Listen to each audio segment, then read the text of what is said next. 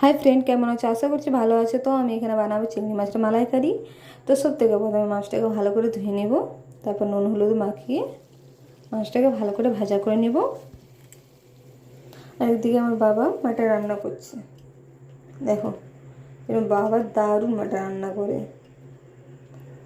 তো আমার এখানে মাছ ভাজা হয়ে গেছে, মাছগুলো সব একে একে তুলে নেব। আর আপনাদের যদি ভালো লাগে তো প্লিজ লাইক কমেন্ট আর সাবস্ক্রাইব করে দিও। তো এখানে আমার মাছ ভাজা কমপ্লিট। এখানে গরম তেলের মধ্যে গোটা গরম মশলা দিয়ে দিলাম, পেঁয়াজের পেস্ট দিয়ে দিলাম, আদা লঙ্কার পেস্ট দিয়ে দিলাম, টমেটোর পেস্ট দিয়ে দিলাম। একটু নাড়াচাড়া করে লবণ, হলুদ গুঁড়ো, জিরে গুঁড়ো, গোলমরিচ, মিক্স মশলা, কাশ্মীরি লাল গুঁড়ো দিয়ে একটু নাড়াচাড়া করে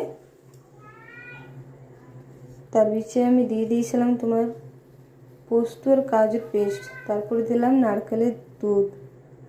তারপর একটু নাড়াচাড়া করে একটু জল দিলাম, একটু চিনি দিলাম, তার উপরে একটু গুঁড়ো গরম মশলা দিলাম। তারপর মাছলা দিয়ে দিলাম। এখানে আমার চিংড়ি মাছ কমপ্লিট রান্না।